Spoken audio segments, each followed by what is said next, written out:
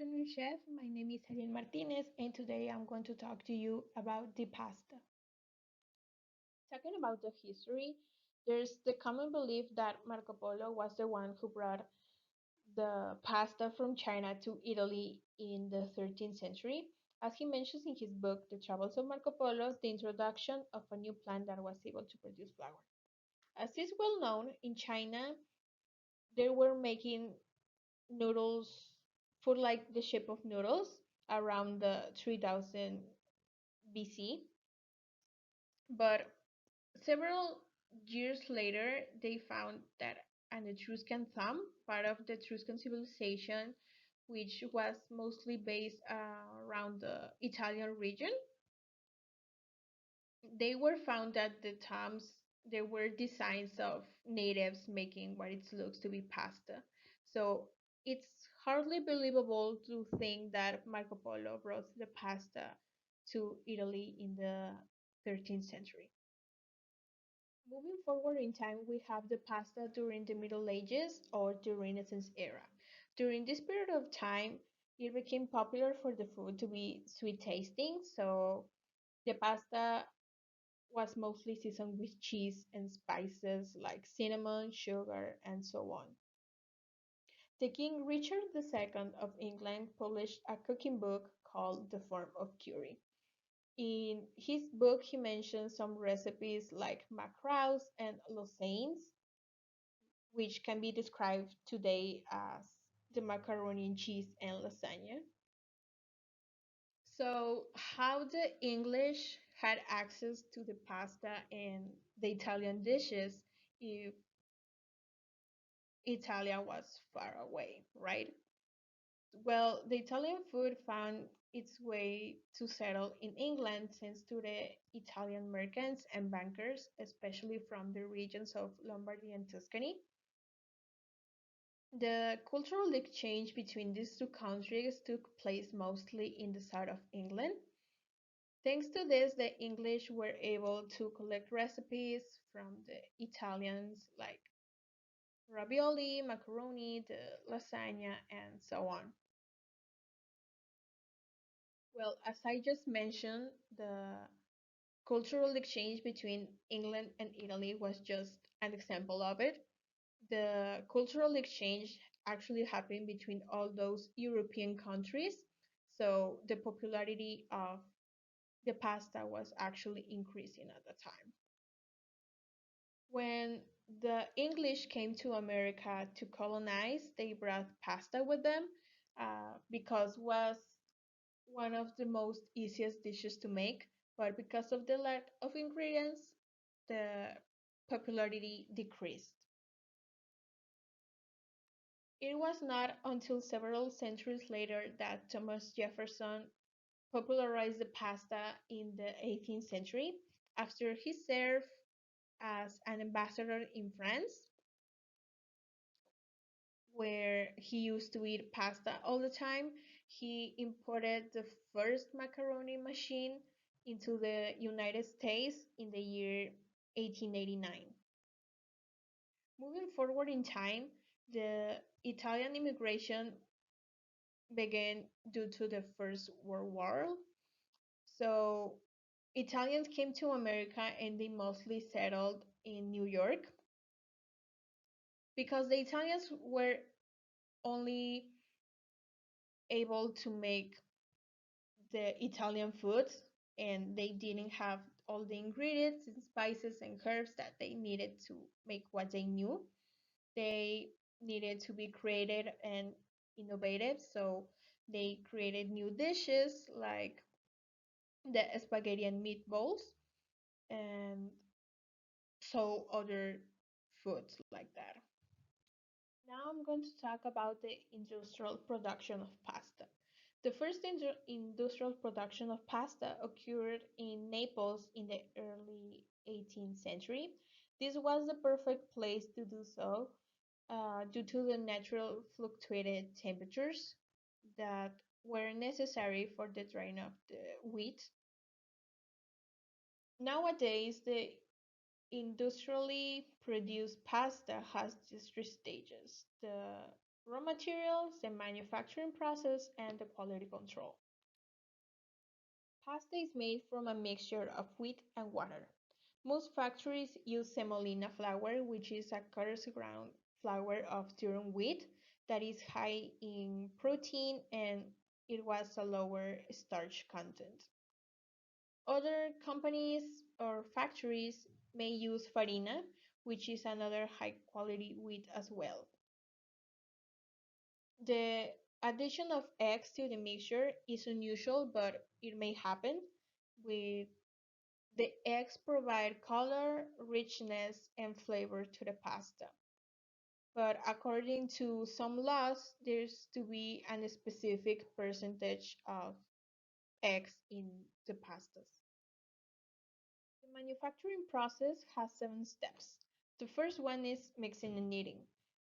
The semolina flour is stored in silos that can hold up to 68,000 kilograms.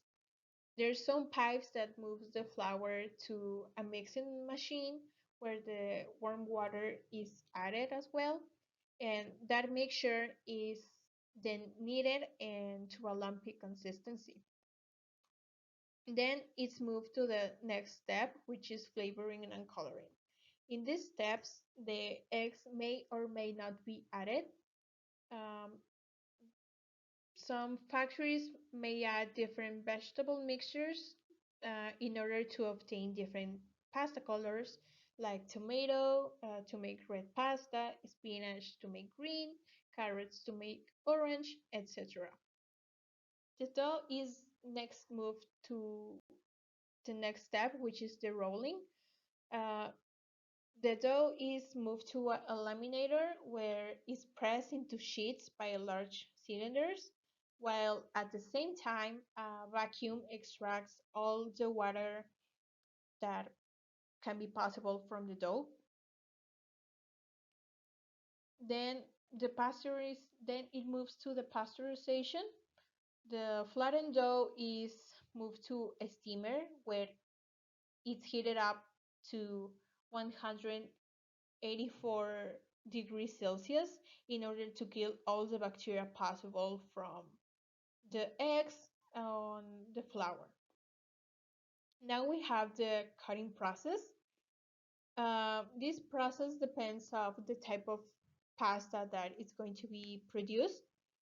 The dough might is either cutted or pushed through rotating blades in order to get the different shapes of the pasta. Short pasta, long pasta, or the pastas that have fillings. These filled pastas go to another specialized machine when the filling is then added. The next step is the drying process. The pasta is placed in a drying tank in which the moisture, the heat, and the drying process are strictly monitored.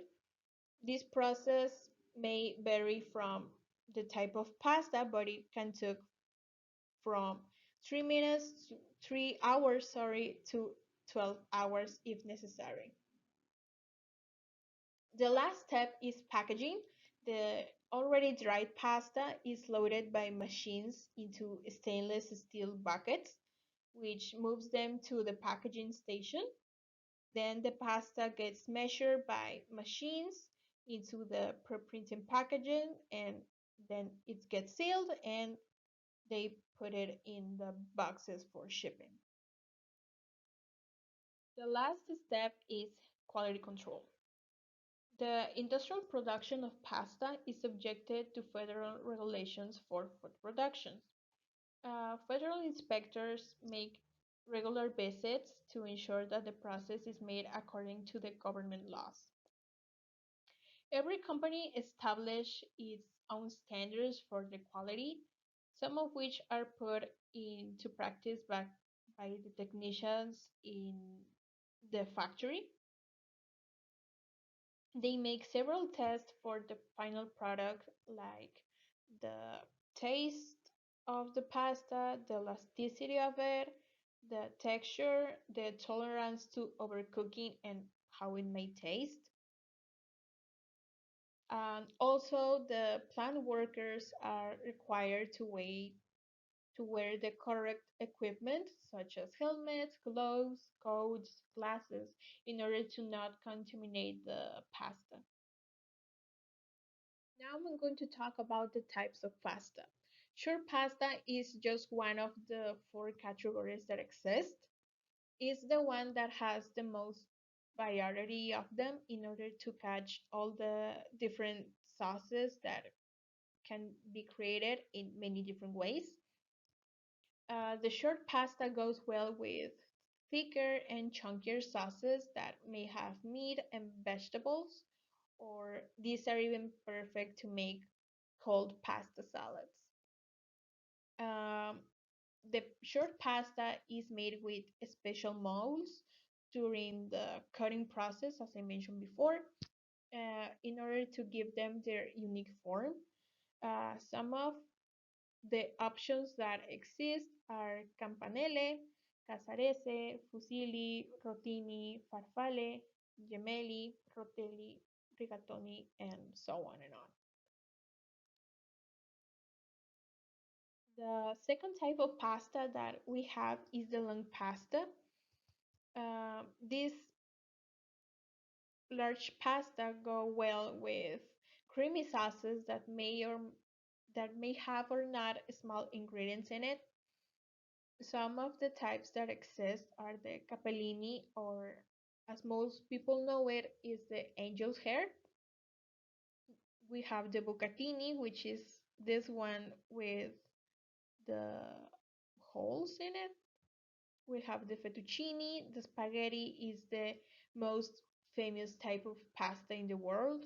All people know its name. So it's actually first, the number one production of the Barilla company, which is the first company in the world to produce pasta around the world.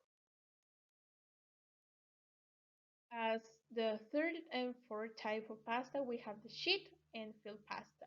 In the sheet, we have the lasagna, which is just a sheet of pasta laminated in order to create the layers of the lasagna dish.